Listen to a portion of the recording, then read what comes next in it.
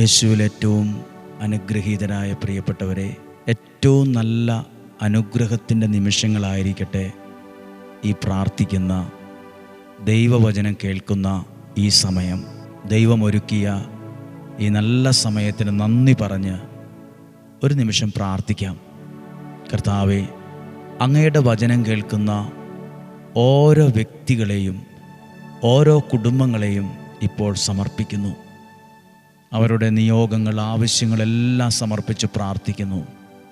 ഏതെല്ലാം കാര്യങ്ങളിലാണ് അവർ വല്ലാതെ മനസ്സ് വേദനിച്ചിരിക്കുന്നത്, ആ വിഷയത്തിലൊക്കെ ദൈവത്തിൻ്റെ അത്ഭുതകരമായ കരം ചലിക്കാൻ, പ്രവർത്തിക്കാൻ ഇടയാകണമേ. പ്രാർത്ഥനയ്ക്ക് മറുപടി തന്ന് അനുഗ്രഹിക്കണമേ. ഞങ്ങളുടെ പ്രാർത്ഥനയ്ക്ക് മറുപടി തന്ന് അനുഗ്രഹിക്കണമേ. ഞങ്ങളുടെ പ്രാർത്ഥനയ്ക്ക് ഇന്ന് മറുപടി തന്ന് അനുഗ്രഹിക്കണമേ.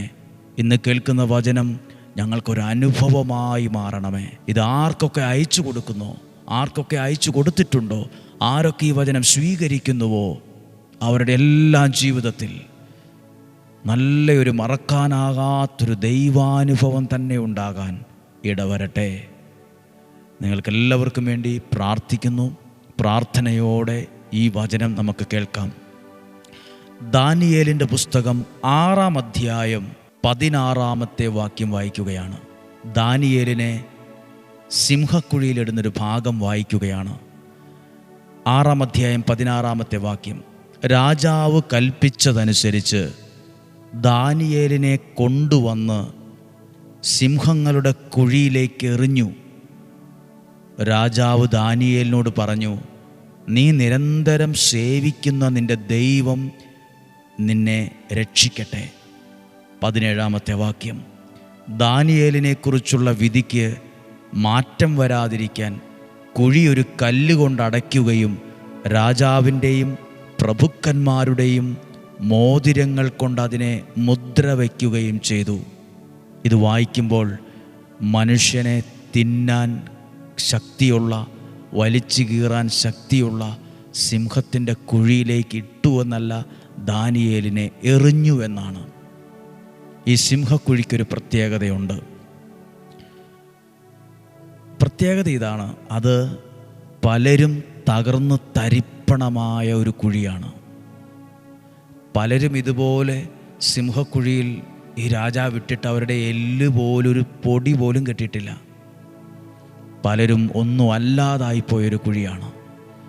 പലരും പ്രയാസപ്പെട്ട് അലറി വിളിച്ച, പേടിച്ചരണ്ട ഒരു കുഴിയാണ്. പക്ഷെ ദൈവത്തിൽ ആശ്രയിച്ച, ദൈവത്തോട് ബന്ധമുള്ള, ദൈവത്തോടുള്ള ബന്ധത്തിൽ ഉപവാസമെടുത്ത, പ്രാർത്ഥിച്ച, ആരാധിച്ച ദാനിയേലിനെ ഒരു പോറൽ പോലും ഏറ്റില്ലെന്ന്. പലരും തകർന്നു പോയൊരു സാഹചര്യത്തിൽ ദൈവത്തിൽ ആശ്രയിക്കുന്നവനൊന്നും പറ്റിയില്ല. പലരും പരാജയപ്പെട്ടു പോയൊരു സ്ഥലത്തായിരിക്കും ഞാനിന്നുള്ളത്. പലരും വീണുപോയ സ്ഥലത്തായിരിക്കും ഞാനിന്നുള്ളത്. പലരും ഒന്നും അല്ലാതായിപ്പോയൊരു സാഹചര്യത്തിലായിരിക്കും ഞാനും ഉള്ളത്. എനിക്കും അതുപോലെ സംഭവിക്കുമോ, എനിക്കും അതുപോലെ ആയിപ്പോകുമോ എന്ന് പേടിയുണ്ടാവും. ഇല്ല. അടുത്ത ഭാഗം വായിക്കുകയാണ്.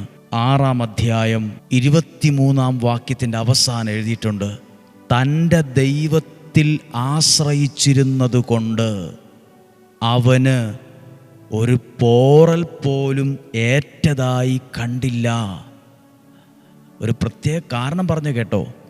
അവൻ ദൈവത്തിൽ ആശ്രയിച്ചിരുന്നത് കൊണ്ട്, അല്ലാണ്ട് അവൻ്റെ മേലൊരു വലിയൊരു പുറഞ്ചട്ട ഉണ്ടായിരുന്നത് കൊണ്ട്, ഇരുമ്പ് കവചമുള്ളത് കൊണ്ട്, അല്ലാതെ കരാട്ട പഠിച്ചിരുന്നത് കൊണ്ട്, കളരി പഠിച്ചിരുന്നത് കൊണ്ട്, അഭ്യാസം അറിയാവുന്നത് കൊണ്ടെന്നല്ല, ദൈവത്തിൽ ആശ്രയിച്ചിരുന്നത് കൊണ്ട്. നമ്മളും പല പ്രതിസന്ധികളായിരിക്കാം. പലരും തകർന്നുപോയ, വീണുപോയ പ്രതിസന്ധിയുടെ വലിയ കുഴിയിലായിരിക്കാം. പക്ഷെ ദൈവത്തിൽ ആശ്രയിക്കുന്ന നിങ്ങൾക്ക് ഒരു പോറൽ പോലും ഏൽക്കാൻ ദൈവം സമ്മതിക്കുകയില്ല. സിംഹത്തിൻ്റെ പ്രത്യേകത, ഒരു നിമിഷം കൊണ്ട് മനുഷ്യനെ കൊന്നുകളയാനുള്ള ആരോഗ്യവും ശക്തിയുണ്ട്, വലിച്ചു കീറാൻ ശക്തിയുണ്ട്. ആ മൃഗത്തിൻ്റെ ഒരു പിടുത്തത്തിൽ തന്നെ നമുക്കൊന്ന് പിടയ്ക്കാൻ മാത്രമേ നേരമുണ്ടാവുള്ളൂ. അലറി വിളിക്കാൻ പോലും സമയമുണ്ടാകത്തില്ല. പലരും തകർന്ന കുഴിയാണത്. പലരും നശിച്ചു പോയ സ്ഥലമാണ്. പലരും വീണിട്ട് ഒറ്റയടിക്ക് അവരുടെ ജീവിതം അവസാനിച്ച സ്ഥലമാണ്. നിങ്ങളും ഏതേലും ഒരു തകർച്ചയുടെ കുഴിയിലാണോ? പ്രയാസത്തിൻ്റെ കുഴിയിലാണോ? ഒരു വലിയ ഒറ്റപ്പെടലിൻ്റെ കുഴിയിലാണോ? തെറ്റിദ്ധരിക്കപ്പെട്ട സാഹചര്യത്തിൻ്റെ കുഴിയിലാണോ? ഭയങ്കരമായ രോഗമാണെന്നറിഞ്ഞതിൻ്റെ ആ ഒരു കേൾവിയിൽ മനസ്സ് തകർന്നിരിക്കുന്നതിൻ്റെ കുഴിയിലാണോ? ഈ വചനം എല്ലാവരും ഒന്ന് ഏറ്റെടുത്തേ.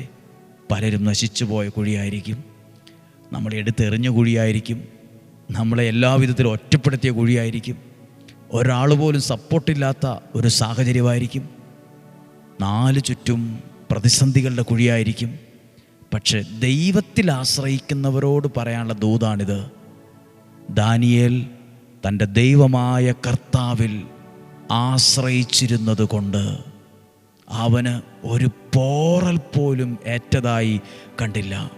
ഈ വചനങ്ങളിൽ എഴുതിയിട്ടുണ്ട്, സിംഹത്തിൻ്റെ വായ ദൈവം അടച്ചു എന്ന്.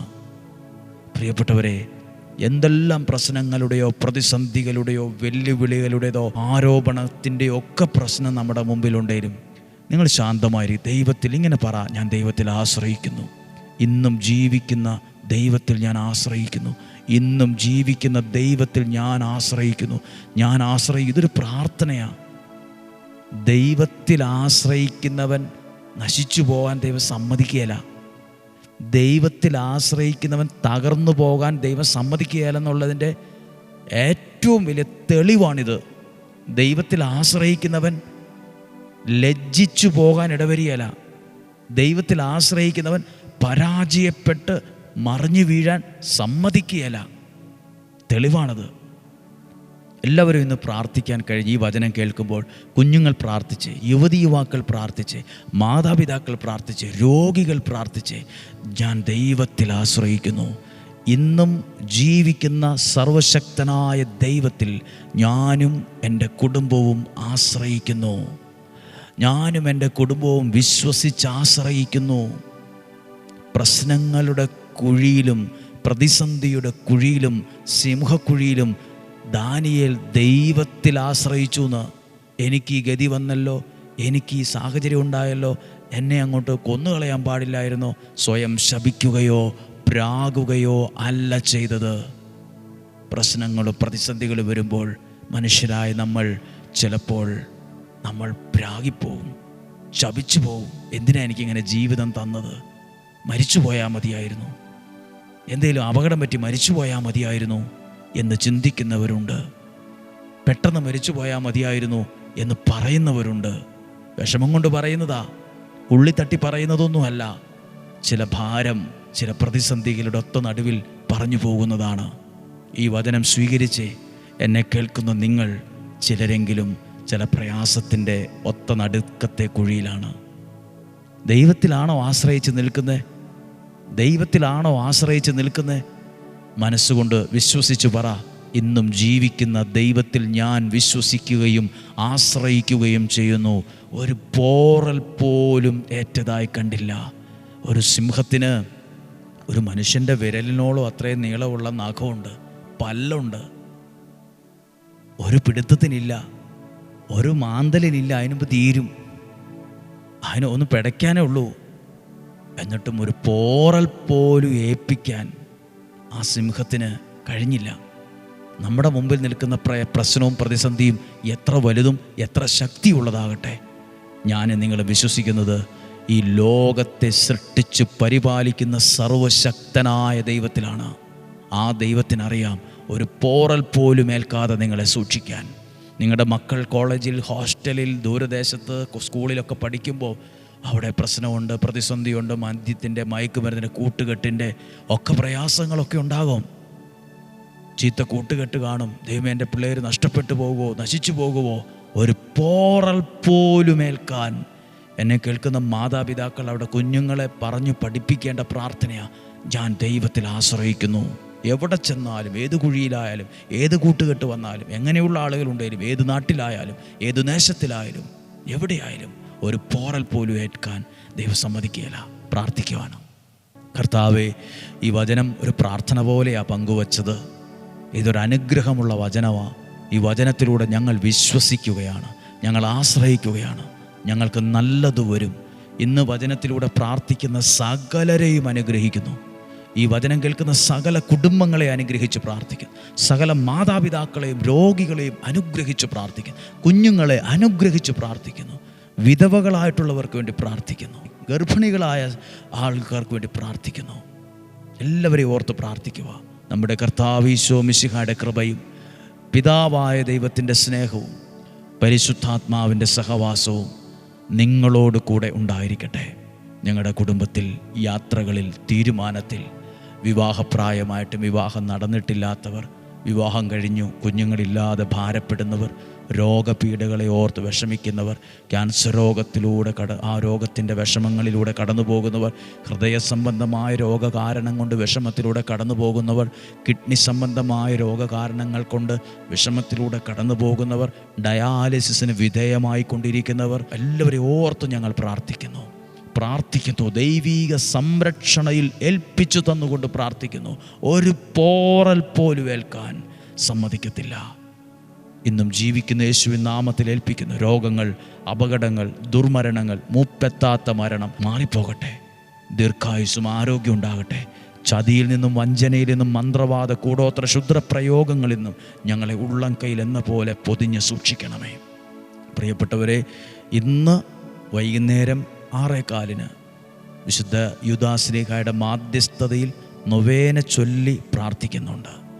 ഇന്ന് ഡെയിലി ബ്ലെസ്സിങ്ങിൽ വചനം കേട്ട സകലരെയും ആ വിശുദ്ധൻ്റെ മാധ്യസ്ഥതയിൽ ഏൽപ്പിച്ച് കൂടി പ്രാർത്ഥിക്കുവാണ്. സാധ്യമെങ്കിലും ഒക്കുമെങ്കിലും ഒരുമിച്ച് പ്രാർത്ഥിക്കുക. ഇന്നും ജീവിക്കുന്ന യേശുവിൻ നാമത്തിൽ നിങ്ങളെ അനുഗ്രഹിച്ച് പ്രാർത്ഥിക്കുന്നു. ഇപ്പോഴും എപ്പോഴും എന്നേക്കും ആമേൻ. എല്ലാവരും പ്രാർത്ഥിക്കുക. ഇന്ന് നാളെയുടെ ധ്യാനം നടക്കുന്ന ദിവസങ്ങൾ ആ പ്രാർത്ഥനയിൽ ഓർക്കുക. ഞങ്ങൾ നിങ്ങൾക്ക് വേണ്ടി പ്രാർത്ഥിക്കുന്നു. സാധ്യം എല്ലാവർക്കും അയച്ചു കൊടുക്കുക. ഒരു സുവിശേഷ വേലയാണ്. നാളെയും ഒരുമിച്ച് കാണുന്നത് വരെ സ്വർഗത്തിലെ വലിയവനായ ദൈവം എന്നെയും നിങ്ങളെയും സൂക്ഷിക്കട്ടെ. ആമേൻ.